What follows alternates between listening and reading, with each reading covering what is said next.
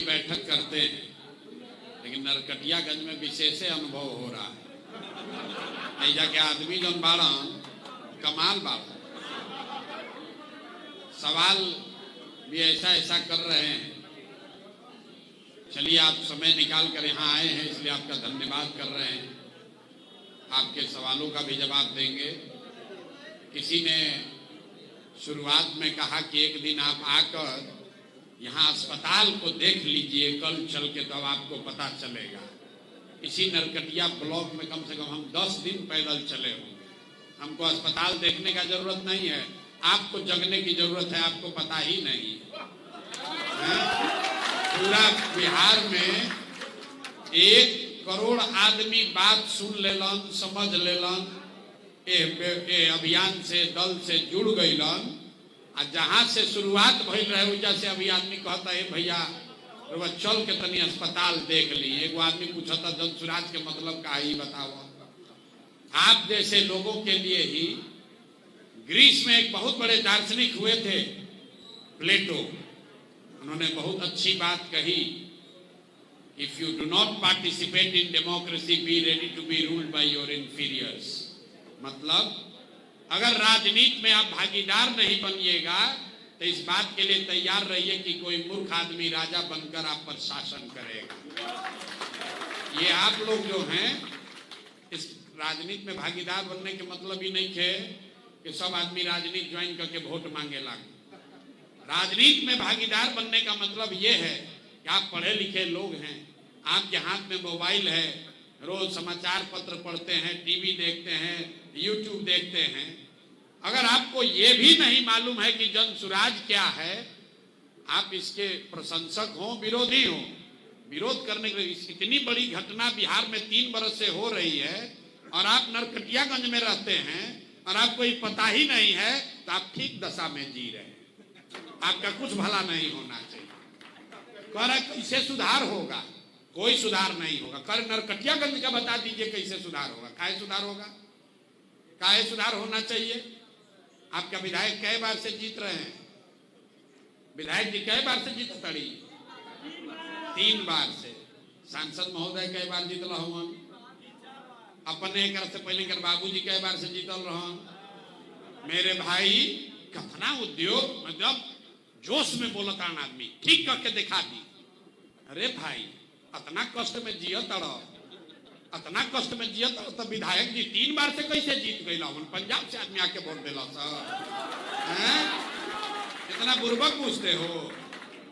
Hospital सुधार दी, नाला ठीक कर दी, लड़कन के पढ़ा दी, और फिर या वोट हो दिन रोज जाके हिंदू मुसलमान कर दे।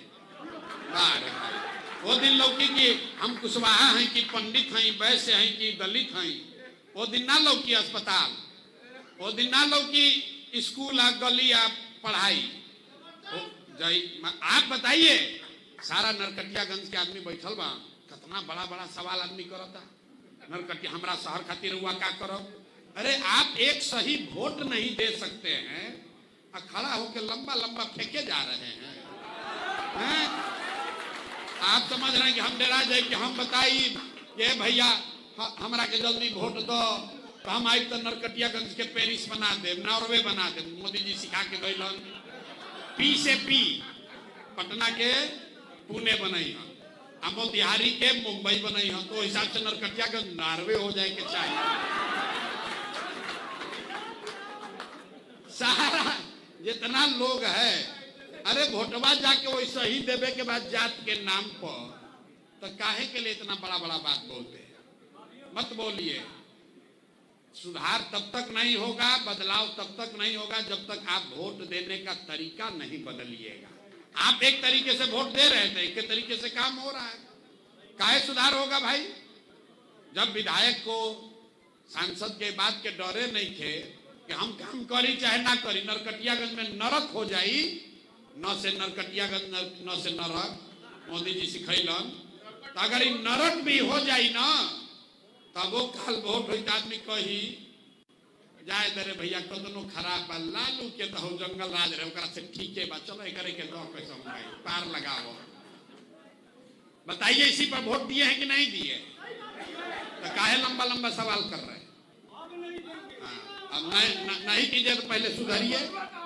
अरे पहले वोटवा तो सुधार। आदमी कहता कि हमने के पास तो विकल्प ना रहे, इतना पूर्वक आदमी बुझता। ए भैया हमने के पास विकल्प ना रहे, क्या करी जा? लालू जी के डर से दे देनी है जब भाजपा के एनडीए के। आप बताइए आपके ईवीएम पर नोटा था कि नहीं था? ऐसा तो वकील साहब लोग भी बैठल बड़ा।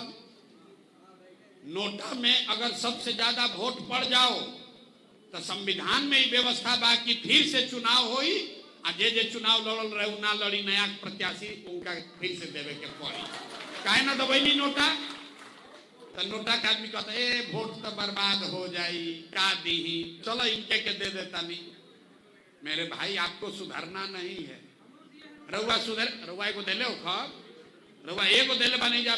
नरकटियागंज से जे वाल्मीकि नगर से एमपी जीतल हुई 6 लाख वोट लाया होगा। व्यक्ति की बात नहीं हो रही है, समाज की बात हो रही है। 6 लाख आदमी पंजाब से आकर वोट नहीं दिया, नरकटियागंज वाल्मीकि नगर का आदमी वोट दिया। तो जो बोइएगा वो काटिएगा, बोइएगा बबूल तो आम कहां से खाइएगा? हैं? एगो आदमी कहता हमारा के नेता ठग लेला। ए भाई कोई रवा इतना भेजा के आदमी सीधा नहीं खन कि कोई आके ठग ली। रवा के कोई एक बार ठग लेलस, दूसरा बार जाग जाती, 2 बार ठग लेलन, तीसरा बार जाग जाती। 30 बरिस रवा ठगाते बानी, इतना रवा सीधा बानी भैया? कोई इतना सीधा नहीं थे। यहाँ पर बिहार में नरकटियागंज में कोई बढ़िया आदमी खड़ा हो जाओ, कोई बढ़िया आदमी खड़ा हो जाओ तो अपना दुकान में घर में आदमी बैठ के आदमी हंसता कहता है ना चली हम बिहार में, चली हमनी के मजबूत आदमी चाहिए, ना चली हम। कोई बढ़िया आदमी खड़ा हो जाए, आप अपने घर में ऑफिस में दुकान में बैठ के हंसते हैं कि नहीं चलेंगे, तो न चलेंगे। आप उसको हरा दिए। आप कोई अच्छा आदमी खड़ा होता है उसको हरा देते हैं, आप फिर कहते हैं कि राजनीति में सुधार नहीं हो रहा है। कोई बढ़िया आदमी खड़ा होता है तो आदमी कहता ना हमरा तो मन रहे देवे के। उससे पूछिए, हम तो घरे घर गए बानी आदमी के भाई बढ़िया आदमी है, प्रोफेसर साहब खड़ा रहन, ओकरा के वोट काहे ना देला? तो क्या करी जब ये वोट उनका के देबो करती तो कोनो फायदा ना रहे, ना जीततन। पहला ही मतलब वोट देवे ही से पहले ही सोच रहे कि जीती हम कि ना जीती हम। अरे भाई जब एक अच्छा आदमी खड़ा होता है और उसको आप वोट नहीं देते हैं तो 100 अच्छे आदमी का हिम्मत टूटता है कि वो राजनीति में नहीं आना चाहता है। तो जे बच गए राजनीति में, के बचल बा? जितना बदमाश लंपट माफिया वही राजनीति में बचा है। तो जे बालू माफिया बा, जे रंगदार बा, जे शराब का काम करता है, माफिया है, गुंडा है, तो जीत कर आएगा तो आपका अस्पताल काहे बनवाएगा? काहे आपका 25 को बच्चा पढ़ाएगा? काहे पढ़ाई भाई? आप चुने जैसा चुने हैं उतना उसका मजा लीजिए। प्रशांत किशोर पर क्या दम दिखाइएगा? आदमी कहता कि भाई इनका पर काहे भरोसा करी। कुछ आदमी अभी भी सवाल करता जनसुराज पर काहे भरोसा करी। हम पहले ही हाथ जोड़ी लाए भाई, जनसुराज पर भरोसा मत करो। ये बताई कि कोनो सवाल भाई? सवाल आदमी पूछता कि रुआ पर भरोसा काहे करी कि ना करी। हम इतना पूर्वक लोग कहता नहीं कि हमारा राउर गर्दन काटे कोई तो हम कहब क्यों गर्दन काटो? अरे भाई अगर हमको आपको धोखा देना है तो हम कहेंगे कि हम आपको धोखा देने वाले हैं। इस सवाल का कोई मतलब ही नहीं है कि भैया रुआ हमारा संग धोखा ना करो। अरे भाई जो शब्द है विश्वासघात, उसमें विश्वास पहले है, घात बाद में है। आप विश्वास कीजिएगा तभी घात होगा। अब कोई पूछ रहा है भैया जनसुराज पर भरोसा कैसे करी, तो हम ओकर जवाब दे देता नहीं। मान ली रुआ चीनी के रोग बा, अब आजकल तो घरे घर हो गई बा, तो चीनी के रोग बा गई दवा करावे जा, कुछ डॉक्टर लोग बैठल हुई जा। डॉक्टर साहब बताइए हम ये भाई चीनी के रोग ठीक ना होई, अब एक बार हो गई तो दवा खा, संयम से रह, चीनी उनी मत खाइए, चावल मत खा, दुइये रोटी पर जान चलावा, सुबह में टहलिए, योगा कीजिए। अब घरे आइएगा मन महसूस के ये भैया अब तो चीनी के रोग हो गए, अब तक सुधार ना हुई। कोई आई बताई कि भैया पटना में बढ़िया एगो डॉक्टर बाड़ा, ओइजा चली ना इलाज हो जाए। आप भागे भागे पटना जाइएगा। पटना में भी डॉक्टर ने कहा ना, जो डॉक्टर जो दवा दिए हैं नरकटियागंज में, दवाई एकरा से बढ़िया एगो आ गई बा, अब रउआ 2 गोली ना खाए पड़ी, 1 गो सुबह खाई वही से ठीक रही, लेकिन रोग ठीक ना हो, संयम तो रखे के पड़ी। अब रउआ आगे नहीं कि चलो भैया 2 गो ना, इतना तो फायदा हो गई, 1 गोली से काम चले लागल। कोई आके बता दिलस, अरे भाई एगो दिल्ली में नया डॉक्टर आइल बा, वो सही में चीनी के इलाज करता है। आप टिकट उकट करा के वंदे भारत पकड़ के मोदी जी वाला पहुंच जाइएगा दिल्ली। दिल्ली पहुंच के डॉक्टर से आप पूछिएगा कि भैया हमको चीनी का रोग है, लोग बता रहे हैं आपके पास इलाज है, तो डॉक्टर साहब कहियो हाँ भाई इलाज तो बा, नया एगो दवा आइल बा, खाई तैसे इलाज ऐसे राउ चीनी के रोग ठीक हो सकेला, लेकिन ठीक होके के संभावना 85% बा। 50% संभावना बा ठीक हो भी सकेला, ठीक ना भी हो सकेला। तो वह बहुत अगर होशियार बानी तो का कहब, अच्छा डॉक्टर साहब दवाइया खाए से कोनो नुकसान ना होई, तो बोले ना नुकसान ना होई, लेकिन ठीक होके के गारंटी नहीं के 50% संभावना बा। तो वह का कहब, हाँ भाई दो चलो 50% संभावना बा ना, ट्राई कर लिया जाओ। तो जन सुराज वो नया दवा हो, जन पुरनका दवाई राजद भाजपा जदयू पुराना दवा है, जिसको आप जांच लिए, परख लिए, देख लिए एक सब ठीक नहीं हो। जन सुराज नई दवा है, ठीक हो भी सकता है, ठीक नहीं भी हो सकता है।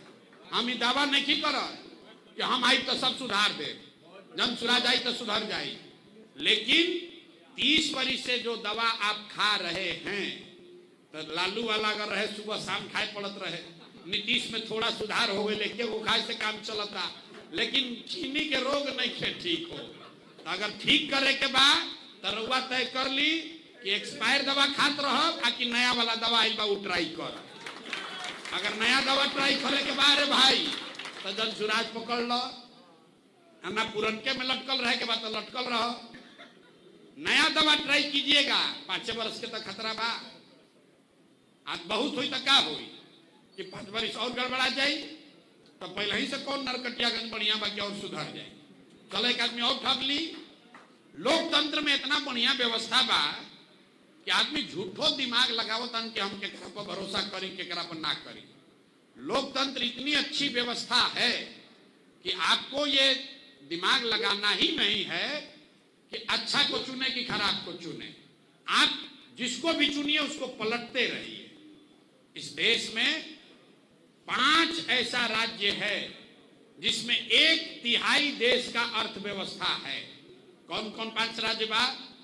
केरल, तमिलनाडु, कर्नाटक, आंध्र प्रदेश और तेलंगाना।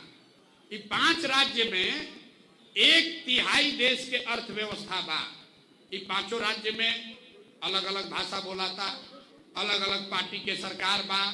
ओइजा के नेता भी उतने चोर बालन जितना इजा के नेता चोर बा। वहां पर भी इतना ही भ्रष्टाचार है, वहां पर भी देश का ही संविधान है। और जब आजाद भइल देश तो ये 5 राज्य याद रखिए करीब करीब बिहार के बराबर ही था। अब क्या हुआ इस 5 राज्य में ऐसा कि वो आगे बढ़ गया? तो एक बात है जो 5 राज्य में कॉमन है। इन 5 राज्यों में पिछला 78 साल में कोई भी नेता, कोई भी दल 10 वर्ष से ज्यादा आज तक मुख्यमंत्री बना ही नहीं है। जनता जो है अच्छा हो या खराब हो उसको पलटते रहता है। नेताओं के मन में डर बना हुआ है कि हम काम नहीं करेंगे, जनता हटाएगी। बिहार में नेता सोचता था काम करब चाहे ना करब, डरे हमरा के वोटवा देवे करिए। अगर सब विद्यार्थी के मालूम हो के 90% अबे करी तो काहे पढ़ाई करब? तो वाल्मीकि नगर और नरकटियागंज के सांसदों को, जनप्रतिनिधि को ये कोई डर नहीं है कि अस्पताल ठीक है कि नहीं, कि स्कूल ठीक है कि नहीं। ओकरा मालूम बा कि भैया लालू जी के डर से सारा लोग रो के गा के गरिया के भुटवा हमरे के दिहन जा। बात बाकी ना रो, अपना दिल पर हाथ रख के बोली। तो झूठ मूठ के बात लंबा लंबा कहे से कुछ हो ही ना। जब तक आप रास्ता अपने लिए, अपना वोट देने का तरीका नहीं बदलिएगा तब तक बिहार में सुधार नहीं हो सकता है। जनसुराज से भी नहीं होगा। जनसुराज भी जीत के आ जाई और जनसुराज के नेता जान जाए कि हमरा के जनता एकदम आंख बंद करके वोट दी, तो जनसुराज का नेता भी काम नहीं करेगा। इसलिए कंट्रोल अपने हाथ में रखिए। सबको डर होना चाहिए कि काम ना करब तो जनता हटाई, आ काम करबो करब तबो जनता हटाई, काहे ओकरा से अच्छा करे वाला कोई आ सकेला। ये आप डर बनाइए और इसका असर आपको दिखेगा। आपको उदाहरण देते हैं, अभी तो जनसुराज नहीं के जीतल, जनसुराज के कोनो एमएलए नहीं खन। 20 बरिस से एजा के बूढ़ आदमी के, विकलांग के, विधवा के 400 रुपया पेंशन मिलत रहे। 20 बरस से 400 रुपया पेंशन यहां मिल रहा था। कुछ लोग कहता तेजस्वी यादव काला से हो गई, तो 20 बरिस में 3 बरिस तेजस्वी यादव भी सरकार में थे। यहाँ के विकलांगों का, वृद्धों का पेंशन 400 रुपया से बढ़ के 410 नहीं हुआ। लेकिन अब ये जनसुराज के डर इतना बा कि अब 400 से बढ़ के 1100 हो गया। बिजली राउर 125 यूनिट फ्री हो गए। ये जनसुराज कुछ नहीं कर रहा है, ये हमारा दम नहीं है। ये जनता का लोकतंत्र को आप जिंदा कीजिएगा, उसी में ताकत है। देखिए मुसलमान लोग के दुर्दशा, ये नरकटियागंज में सबसे ज्यादा लोग मुसलमान है। यहाँ ये लोग का दुर्दशा देखिए। दलितों के बाद सबसे ज्यादा गरीब, बदहाल, फटेहाल अगर कोई बा तो मुसलमान ही है। मुसलमान ही सबसे ज्यादा गरीब, बदहाल, फटेहाल है दलितों के बाद। ये लोग का दुर्दशा क्यों है? ये दुर्दशा इसलिए है कि आपसे तो कोई वोट मांगे, कम से कम झूठ साच कहे कोई आवतो बा। ये लोग जरा के वोट देता हूं तो ये लोग से वोटो मांगे नहीं थे आओ। ये लोग बेचारा अपन ही से कहता जाए तो भैया चिंता मत कर, रोवे ना हरावता नहीं भाजपा के, अच्छा हमने के देवे कहिए, रोवे के दिया। ये लोग से कोई वोटो मांगे नहीं थे आवत। पूछिए जा, देखिए मुसलमान साथी लोग बैठल बा, ये लोग के पूछे की जरूरत नहीं थे। ये लोग खुदे छानबीन करत जाए, भाई के भाजपा के हरावता, के हरावता, के हरावता, चलो उनके के दिया इस सब झोला में भर के वोट। अरे भाई, अगर ये बंधुआ मजदूरी करत रहो तो जीवन में सुधार ना होई। हम लोग कह रहे हैं कि जनसुराज से भी अगर गलत आदमी खड़ा होता है उसको भी हराइए, उसको भी हराइए। अच्छा आदमी जब जीतियन तब न सुधार होई। अच्छा आदमी को जिताइए।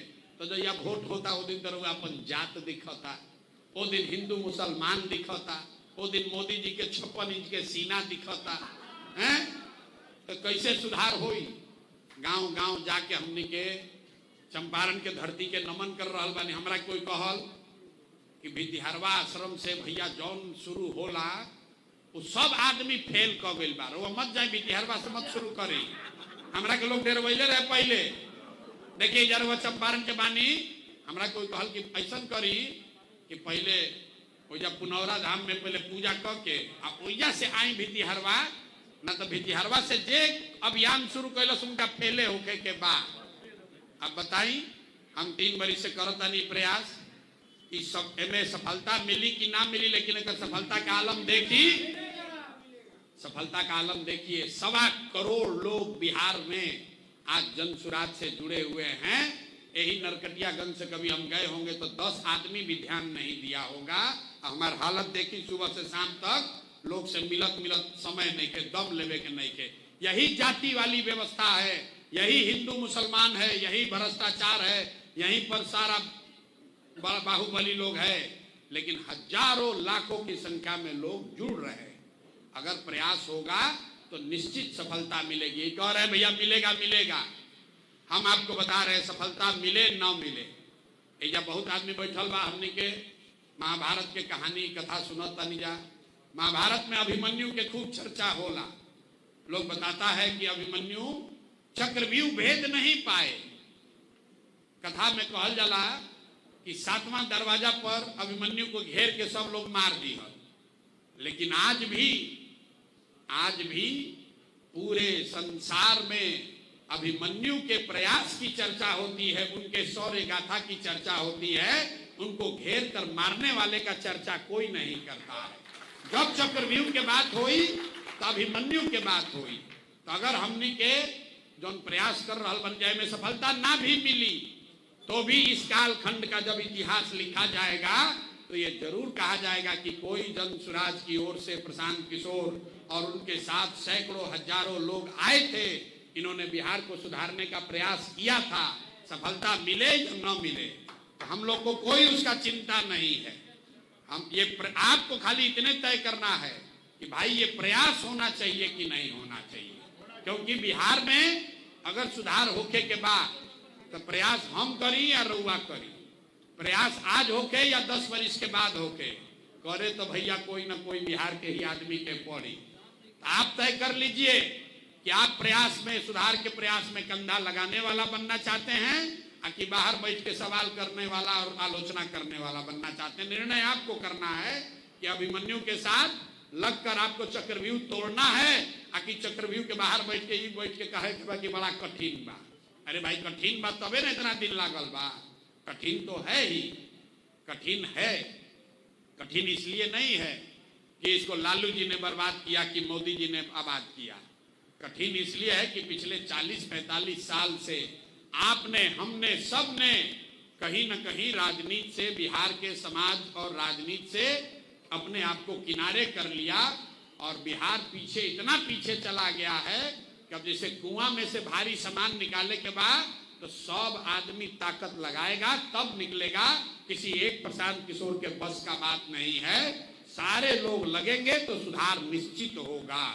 और आप एकदम भरोसा रखिए, बिल्कुल सुधार होगा। आपने कहा शिक्षा कैसे सुधारिएगा, कोई कह रहा इंडस्ट्री कैसे लाइएगा। आप लोग पढ़े लिखे लोग हैं, कोई ऐसा सवाल भाई नहीं थे जेकरा के आदमी गाँवे गाँव नहीं थे पूछ ले और जेकर जवाब हम नहीं खी दे ले। आप कम से कम इतना तो कष्ट कीजिए कि जाके YouTube पर देख लीजिए कि इंडस्ट्री लाने के लिए हमने क्या कहा है, शिक्षा सुधारने के लिए क्या कहा है। अगर जो हमने कहा है उसमें कुछ आपको सुझाव देना है, उसमें अगर आपको कोई कमी दिख रही है, शिक्षा सुधारने का जो मॉडल जन सुराज ने दिया है, 1 साल के अंदर पलायन बंद करने का जो रास्ता जन सुराज बता रहा है, अगर उसमें कोई कमी है, सुझाव है, तो बिल्कुल सहर्ष आपका स्वागत है, आइए बताइए।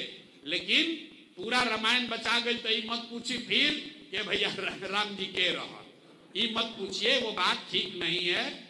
इंडस्ट्री कैसे लाया जाएगा, यहाँ हमने बताया है कि इंडस्ट्री पर पहला फोकस इंडस्ट्री पर नहीं है। ये भ्रम मत पालिए आप लोग कि चीनी के मिल चालू हो जाए, सीमेंट के फैक्ट्री लग जाए तो बिहार की दुर्दशा सुधर जाएगी। मोटे तौर पर आप समझिए, जब बिहार का सबसे गौरवशाली इतिहास था तब बिहार का पहचान क्या था? नालंदा, विक्रमशिला। जब बिहार ज्ञान की भूमि था तब देश का गौरव था। सीमेंट फैक्ट्री यहाँ नहीं थी तब यहाँ चीनी मिल नहीं चलता था।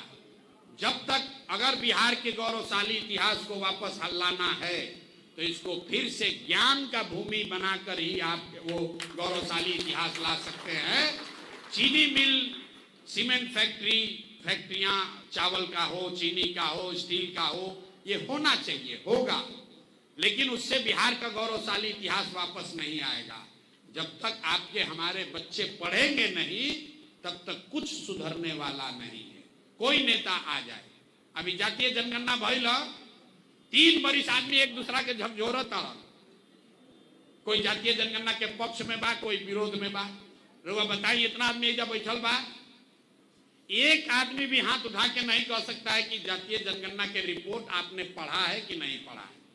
जे करैलस 500 करोड़ रुपया लगा के, उसने भी जातीय जनगणना नहीं पढ़ा। हम उसका एक आंकड़ा आपको देते हैं। 75 साल आजादी के बीत गई, खाली 3% से कम दलित समाज का लड़का ही आज बिहार में 12वीं पास करता है। 3%, 100 में 3 दलित परिवार के बच्चे ही बिहार में 12वीं पास करते हैं। 30-35 बरस से लड़ाई लागल बा सामाजिक न्याय के, तो एक आंकड़ा सुन ली। अति पिछड़ा समाज का 5% से कम लड़का ही आज 12वीं पास करता है। मुस्लिम समाज को देख लीजिए, MY कॉम्बिनेशन, 7% से कम मुस्लिम समाज का लड़का 12वीं पास करता है। सामान्य परिवार का भी 15-14%।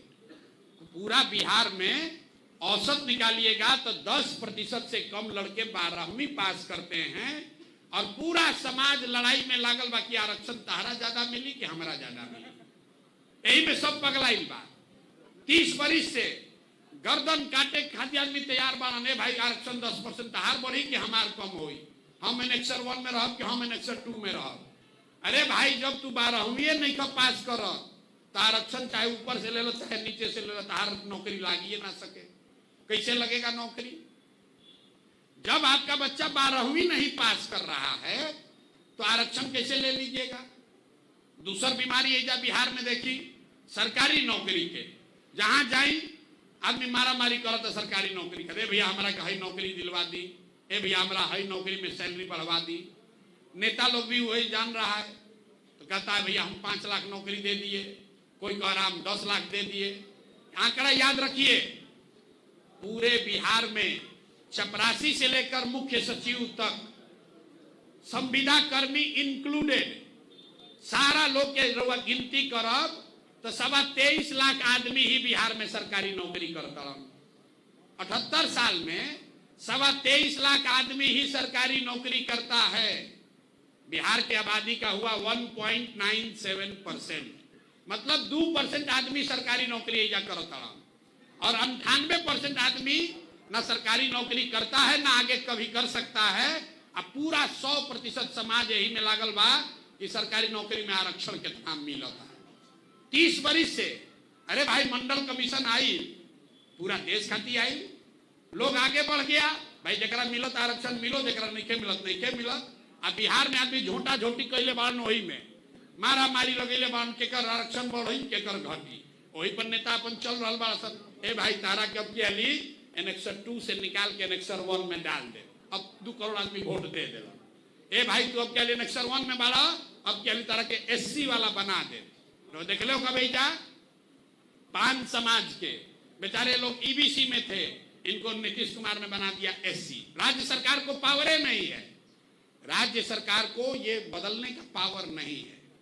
नीतीश कुमार कहा भैया जितना पान समाज के लोग इसको SC बना देंगे। अब ये जितना बेचारे 40 लाख फोकस 50 लाख वो सब लोग नीतीश कुमार के वोट दे दिला, ऊपर से रिजेक्ट हो गए, फिर आ गए EBC में आ गए। अरे भाई इसी लड़ाई में लगे हुए हैं। नेता इसलिए ये कर पा रहा है क्योंकि समाज भी यही चाहता है। जैसे आदमी कहेला ना कि लोभी के गांव में ठग भूखा नहीं मर सकता है, लोभी के गांव में ठग भूखा नहीं मर सकता है, वही हाल यहाँ के समाज का है। जब तक आप और हम नहीं सुधरिएगा तब तक नेता का सुधार का बात मत कीजिए। और रोड कैसे सुधरी, अस्पताल कैसे सुधरी, अच्छा आदमी चुनिएगा तो सुधार हो ही, और ना अच्छा आदमी चुनिएगा तो सुधार नहीं होगा। सीधी बात है, सीधी बात है। अब 25 गो लड़का कैसे सुधार? भैया हमारा चिंता 25 लड़के का नहीं है, हमारी चिंता 25-50 लड़कों की नहीं है, हमारी चिंता 2.5 करोड़ बच्चों की है जिसको पढ़ने का कोई उपाय यहाँ नहीं है। हम NGO नहीं चलाते हैं, हम NGO ना चलाएं कि 500 बच्चा को हम अपने यहाँ रख के पढ़ा सकते हैं, वो बात नहीं है। वो काम जो कर रहा है वो बहुत उसका सम्मान है, करना चाहिए। लेकिन हम लोग जो प्रयास कर रहे हैं कि बिहार सरकार का इस साल शिक्षा का बजट कितना है? 77,000 करोड़। देखिए कोई के मालूम नहीं है, 77,000 करोड़ रुपया आपका हमारा खर्च कर रहे हैं नीतीश कुमार शिक्षा के लिए, और 77 गो लड़का पढ़ के बढ़िया नहीं कर निकला।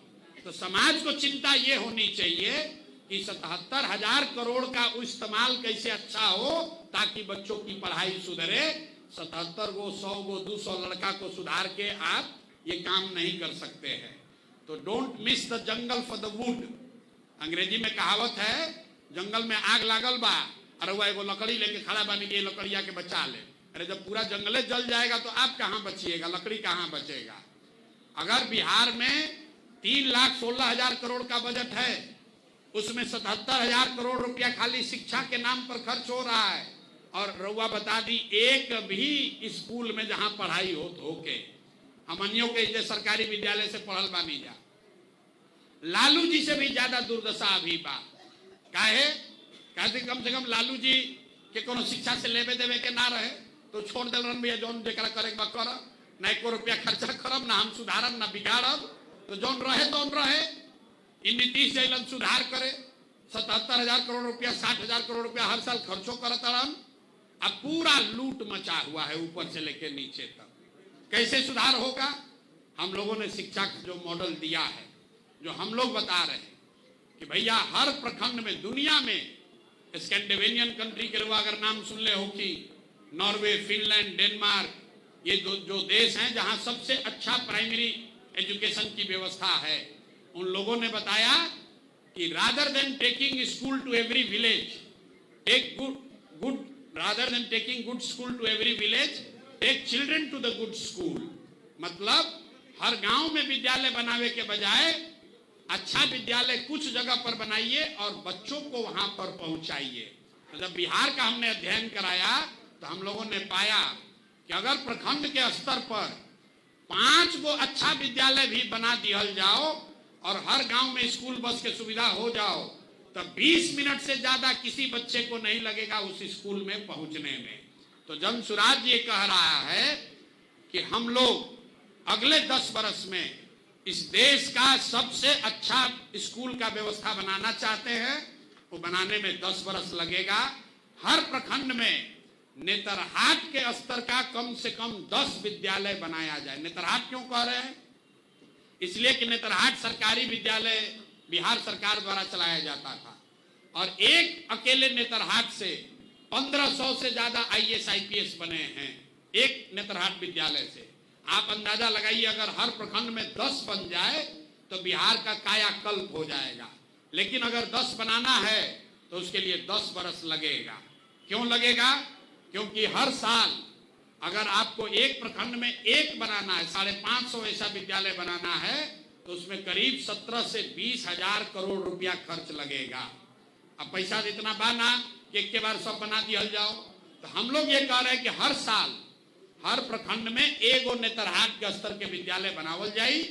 अगला 5 वर्ष में कम से कम 5 गो विद्यालय हो जाई, उससे राउर दशा सुधर जाई। लेकिन जब हमने के 5 वर्ष 10 वर्ष में विद्यालय बनाओ तनी जा तो राउर लड़का के उम्र तो रुकल नहीं थे। इसलिए हमने उसका दूसरा रास्ता बताया कि जब तक ये व्यवस्था नहीं बनती है तब तक हर गरीब को ये अवसर रहेगा कि आप अपने बच्चे को प्राइवेट स्कूल में पढ़ाइए और उसका खर्चा सरकार की ओर से दिया जाएगा। अब कुछ आदमी कहता ये भैया ये तो सब आदमी प्राइवेटे में चल जाई। बिल्कुल ये गलत बात है। दुनिया भर के रिसर्च ये बतावता कि अगर सरकारी और प्राइवेट दोनों विद्यालय हो, दोनों में अच्छी पढ़ाई हो रही हो, तो ज्यादातर लोग सरकारी में पढ़ने जाएंगे। हमार बात पर भरोसा नहीं के तो अभी जांच लिहल जाओ। रउआ के कोई कह दे हो कि राउर लड़का मेडिकल करी पटना PMCH से करी तो रउआ फीस देवे के पड़ी सरकारी, आ नहीं अगर रमैया से करी कर्नाटक से तो ओकर फीस सरकार भरी। और रउआ के विकल्प दे दिया जाओ कि भैया कहाँ से राउर लड़का डॉक्टर बनावे चाहता नहीं, तो रउआ का कहोगे भैया हमारा फीस ना चाहिए, रमैया ना चाहिए, हमारा तो पटना PMCH में हमारा लड़का पढ़ के आओ, हम वो चाहते हैं। अगर कोई आपको कह दे कि भैया MAT में आपका लड़का पढ़ेगा कि पटना साइंस कॉलेज में, MAT में पढ़ेगा तो फीस सरकार भरेगी, आप क्या कहिएगा कि हमको फीस नहीं चाहिए भैया, हमारा साइंस कॉलेज में एडमिशन करवा दो। ये दुनिया भर का रिसर्च है। अगर बढ़िया स्कूल होगा सरकारी तो लोग सरकारी विद्यालय को ही प्रेफर करेंगे। अगर आप बीमार पड़ जाइए और अभी कोई कह दे कि अपोलो में भी हो सकेला इलाज और एम्स में भी इलाज हो सकेला, तो वह क्या कहब एम्स में भैया अगर सीट मिल जाओ तो कह भैया अपोलो ना चाहिए, एम्स में चाहिए, कहीं से कि सबसे बढ़िया क्लिनिशियन एम्स में है। ये पूरे दुनिया का रिसर्च है, उसी को लेकर हम लोग यहाँ आए हैं। और हम लोग का अनुमान है कि अगर बिहार में व्यवस्था दे दी जाओ कि जेकर लड़का बा भैया तोरा सरकारी अगर विद्यालय ठीक नहीं लागत प्राइवेट में पढ़ावो, अगर फीस सरकार दी, तो उससे 1/3 लोग करीब करीब प्राइवेट में ऑप्ट करेगा। और उसका फीस कितना होगा? औसतन 600 रुपया यहाँ पर प्राइवेट स्कूल में गांव देहात में फीस लागता। कई आदमी के बुझाता कि सरकारी विद्यालय तो फ्री बा, फ्री नहीं है। सरकारी विद्यालय में बिहार में प्रति छात्र 864 रुपया प्रति महीना खर्च हो रहा है। ध्यान दीजिए, इस 77,000 करोड़ में खाली प्राथमिक विद्यालय पर जितना खर्चा होता और जितना लड़का पढ़ता ओकरा के भागा देव, तो पता चली कि सरकार में जो दुर्दशा में रुआ स्कूल दिखता, हर विद्यार्थी पर सरकार 864 रुपया प्रति महीना खर्च कर रही है और उसको 1 रुपया का पढ़ाई नहीं हो रहा है। सारा लूट मचा हुआ है। इसलिए हम लोग शिक्षा को सुधारने के लिए दो बात कह रहे हैं कि अगले 10 वर्ष में हर प्रखंड में कम से कम 10 नेतरहाट के स्तर के विद्यालय बनाए जाएं, हर साल एक विद्यालय। और जब तक ये व्यवस्था 10 वर्ष में न बने तब तक लोगों को ये सुविधा हो कि आप अपने बच्चे को प्राइवेट स्कूल में भेजिए, वहां पर उसका फीस सरकार की ओर से भरा जाएगा। ये करने से बिहार में प्राथमिक विद्यालयों की, माध्यमिक विद्यालय की स्थिति सुधरेगी। कुछ लोग कहते भैया यूनिवर्सिटी के रवा नहीं बतियावत। तो तेजस्वी यादव ने कहा कि हाँ, प्रशांत किशोर कह रहे हैं वर्ल्ड क्लास स्कूल बनाएंगे, हम वर्ल्ड क्लास यूनिवर्सिटी बनाएंगे। तो ये देखिए जो चोरी करेला ओकर का हाल बा, अपन बुद्धि बा ना। कोई ये पूछे कि जब 90% बिहार के लड़का 12वीं पास करते नहीं खन तो यूनिवर्सिटी में, वर्ल्ड क्लास यूनिवर्सिटी में भैया पढ़ी के, ये बता दो। अरे जब तक आप स्कूल नहीं सुधारोगे तब तक कॉलेज सुधारने का फायदा नहीं है। दूसरा एक और साइंस समझिए, पूरे दुनिया का रिसर्च बताता है कि अगर 15 वर्ष तक बच्चे का अच्छा संस्कार और शिक्षा हो जाए तो दुनिया में किसी भी व्यवस्था पर वो बोझ नहीं बनेगा। हम लोग में, आप लोग यहाँ कई लोग बैठे होंगे, 10वां तक आदमी बढ़िया पढ़ लेलस तो यही बिहार से निकल के अपन जगह आदमी बना सकता। इसलिए सबसे ज्यादा फोकस हम लोग का है कि 10वां तक के 12वीं तक की पढ़ाई देश में सबसे अच्छी व्यवस्था यहाँ बनाई जाए। अब आ जाइए नौकरी रोजगार पर। एक अंतिम बात कह के खत्म करेंगे कि सब आदमी की लागत है भैया पलायन कैसे रोक दिया प्रशांत किशोर। मोदी जैसा महामानव आपके नजर में, उनसे नहीं रुका तो प्रशांत किशोर कैसे रोक दिया? बिल्कुल 1 वर्ष में पलायन को रोक दिया जाएगा। कैसे रुकेगा आप समझ लीजिए। सरकारी नौकरी से ना हुई, खेती से ना हुई, फैक्ट्री से ना हुई।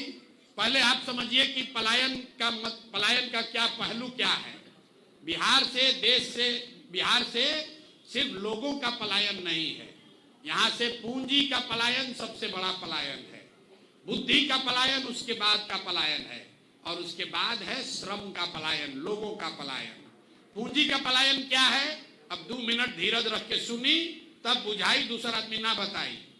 पूंजी जो है, जो आप कमाते हैं, जो खर्चा हो जाता है पैसा, उसके बाद जो बचता है, चाहे घर में रखिए या बैंक में रखिए, वही आपकी पूंजी है।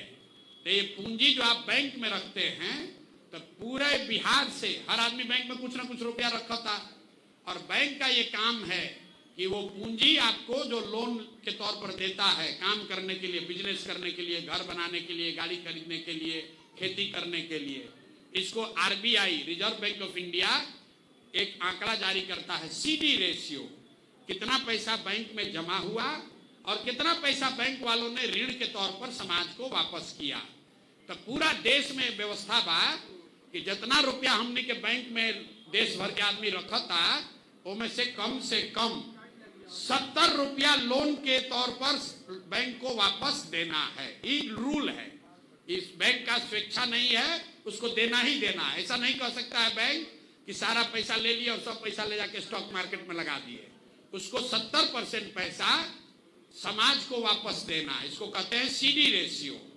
बिहार में क्या एक रेशियो कितना? देश में अभी भाई सीडी रेशियो 74, मतलब 100 रुपया अगर बैंक में हमनी के जमा के लीजिए भारत के लोग, तो 74 रुपया बैंक वाला लोग लोन के तौर पर दे लो। बिहार में क्या भाई? बिहार में सीडी रेशियो बा 40%। मतलब अगर हमनी के 100 रुपया बैंक में रखा था नहीं जा, तो 40 रुपया लोन के मिलता, 60 रुपया कहाँ जाता? बैंक वाला अपना इजा खंदक खोन के गढ़ा में तो पैसा रख ले नहीं के, वो पैसा कहाँ गया? वो पैसा बैंक वालों ने दूसरे राज्यों में भेज दिया जहां पर उद्योग धंधा लग रहा है, जहां रोजी रोजगार हो रहा है। एक असर क्या होता? पिछला फाइनेंशियल ईयर में, पिछला वित्तीय वर्ष में बिहार की गरीब जनता ने कुल मिलाकर 4,21,000 करोड़ रुपया हम लोग बैंक में जमा किए। जितना बैंक बा सब मिला के 4,21,000 करोड़ रुपया बिहार के आदमियों में जमा कैलन। सीडी रेशियो अगर 70 रही राज्य देश के औसत के बराबर, तो 2,80,000 करोड़ रुपया बिहार में इन्वेस्ट होके के चाहत रहे, लोन मिले के चाहत रहे। लेकिन चूंकि 40% ही सीडी रेशियो है, तो 1,61,000 करोड़ रुपया यहाँ के लोगों को कर्ज के तौर पर मिला। बाकी पैसा कहाँ गया? बाकी पैसा चला गया गुजरात, आंध्र प्रदेश, तेलंगाना, केरल, महाराष्ट्र, आंध्र प्रदेश। वहां पर सीडी रेशियो कितना है? वहां पर सीडी रेशियो है 90, 95, 100, 105। तो एसबीआई में पैसा आप रख रहे हैं नरकटियागंज में, और एसबीआई तेलंगाना में, हैदराबाद में लोन दे रहा है। तो 1990 में जब लालू जी बनलन मुख्यमंत्री, 1990 से लेकर पिछले साल तक बैंकों ने 26 लाख करोड़ रुपया, ध्यान दी, 26 लाख 35 हजार करोड़ रुपया बिहार का पैसा, आपका हमारा बजट का पैसा बैंक वालों ने बिहार से भेज दिया दूसरे राज्य में। आप अंदाजा लगाइए, 26 लाख करोड़ रुपया अगर बिहार में उपलब्ध रही तो कितना ज्यादा लोग यहाँ पर खेती में बढ़िया करता, कितना लोग रोजगार करता, कितना लोग घर बड़ा बनाता, कितना लोग गाड़ी नया खरीदता। अब आप कहिएगा भैया ये रुआ बतियाओ तो नहीं, दूसर तो कोई बोलते नहीं थे। अरे भाई, तो जे जाके वित्त मंत्री बारन उनका के बुलाई, ओकरा से पूछी कि भाई ये सीडी रेशियो का होला, तो ओकरा मालूम नहीं कि सीडी रेशियो का होला। अरे भाई, ये ऐसा नहीं है कि ये प्रशांत किशोर खोजे है। देश के स्तर पर ध्यान दीजिए, देश के स्तर पर प्रधानमंत्री के अध्यक्षता में कमेटी होती है जो हर 15 दिन पर इसका रिव्यू करती है कि बैंक में कितना पैसा आया और सीडी रेशियो बना हुआ है कि नहीं। आरबीआई और फाइनेंस मिनिस्टर इसको बजाबता कर कमेटी बा। राज्य के स्तर पर मुख्यमंत्री उस कमेटी के चेयरमैन हैं, लेकिन जैसे बिहार में सिपाही, दरोगा, बीडीओ, सीओ, टीचर मुख्यमंत्री के सरकार के बात नहीं माना, तो इसे बैंक वाला भी बात नहीं मान रहा है और कोई सुनने वाला नहीं है। तो जनसुराज ये कह रहा है कि सबसे पहले 6 महीना के अंदर सीडी रेशियो को यहां सुधारा जाएगा, राष्ट्रीय औसत के बराबर किया जाएगा, जिससे हर साल कम से कम अलग से 2 लाख करोड़ रुपया बिहार के लोगों को रोजी रोजगार के लिए उपलब्ध हो जाएगा। घर घर लोगों को पैसा मिलेगा, जिससे रोजी रोजगार हो सकता है। दूसरी बात हम लोग कह रहे हैं कि मनरेगा को सीधे कृषि से जोड़ा जाएगा। बिहार में 55 लाख हेक्टेयर जमीन बा जहां खेती होला या खेती हो सकता है, उसमें सिर्फ 2 लाख हेक्टेयर जमीन ही ऐसा है जहां नगदी फसल की खेती होती है। एक स्वस्थ एग्रीकल्चर सोसाइटी में कम से कम 1/3 जमीन में नगदी फसल का खेती होना चाहिए। मसाला का, फल का, सब्जी का, गन्ने का, जो नगदी फसल है।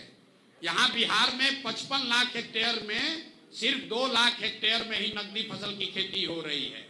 नगदी फसल की खेती नहीं करने के पीछे जो कृषि को समझने गांव देहात के आप लोग हैं, 2 वजह है, 3 वजह है। एक कि उसमें मजदूर ज्यादा लगता है और मजदूर एजा मिलत नहीं कौन।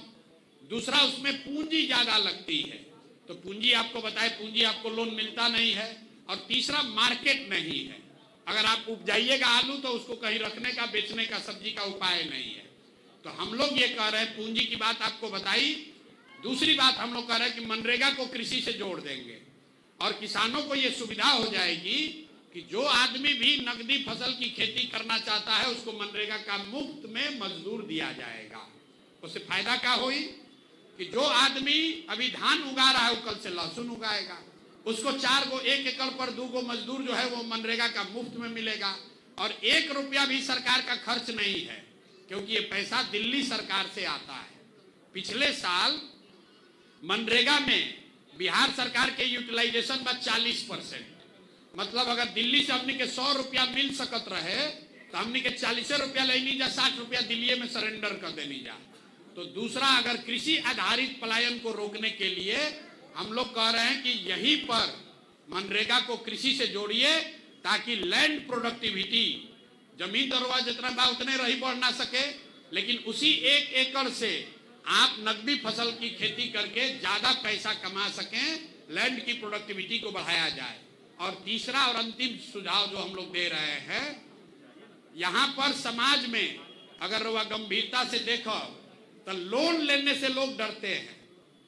लोन लेने से लोग, कर्ज लेने से डरता है। क्यों?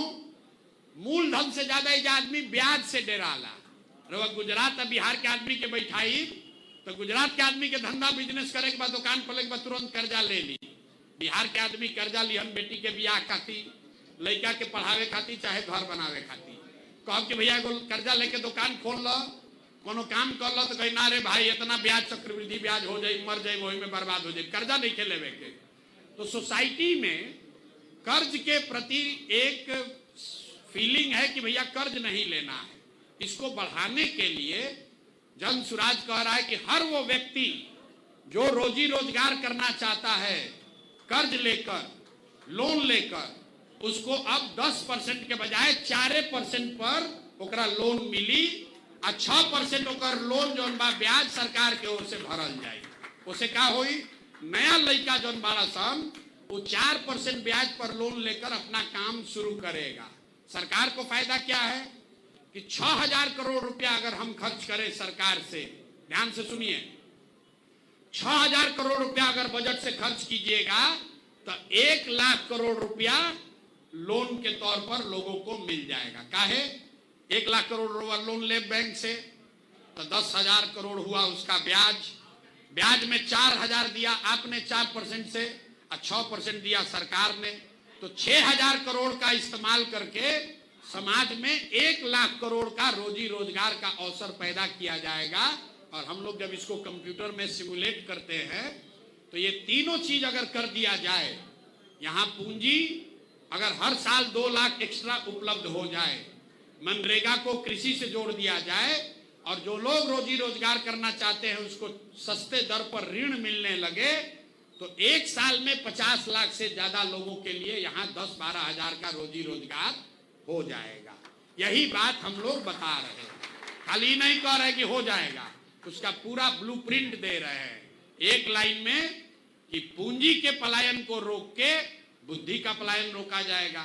और जिस दिन पूंजी और बुद्धि का पलायन रुक गया उस दिन श्रम का पलायन, व्यक्ति का पलायन अपने आप रुक जाएगा।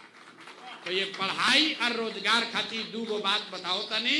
अब बाकी और कोनो सवाल रह गई तो यूट्यूब पर जाके देखी, आना तो रहो इधर रात भर बैठल रह, सवाल के तो कोनो अंत बाना। लेकिन आपसे यही आग्रह करेंगे कि कोई प्रयास हो रहा है उस प्रयास में जुड़िए, कंधा लगाइए, उसको सुधारिए। हमारे बाबूजी कहत रहन जे कोई कुछ ना करे वो आलोचना करेगा। आलोचना जो कोई कुछ नहीं करता है तो वो आदमी बैठ के आलोचना करता है, ये खराब है, ये खराब है, ये खराब है।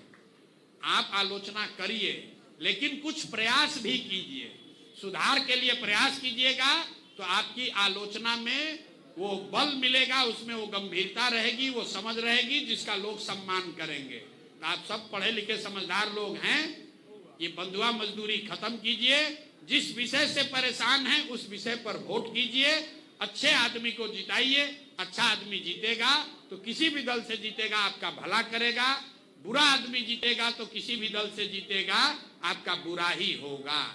आप अस्पताल का बात कर रहे हैं, यहाँ ज्यादातर आदमी बीजेपी के वोटर बाड़न, जा रहुआ बुझाता मोदी जी बहुत अच्छा बाड़न, तो मान ली एक बार बहस खातिर रहुआ खातिर मान मिले कि मोदी अच्छा बाड़न, तो अगर मंगल पांडे जैसा आदमी स्वास्थ्य मंत्री रहियन तो राउर अस्पताल के हालत खराबे रही, तो ना सुधर सके। तो अगर अच्छे आदमी को चुनिएगा तभी सुधार होगा। तो आपसे यही आग्रह करने आए हैं, कम से कम एक बार जगिए, बिहार के सुधार के प्रयास में कंधा लगाइए। खाली बाहर बैठकर कमेंट्री करना और आलोचना करना वो काफी नहीं है, सुधार होना चाहिए, उसमें कंधा लगाइएगा तो आज नहीं तो कल सुधार होगा ही होगा। बहुत बहुत धन्यवाद।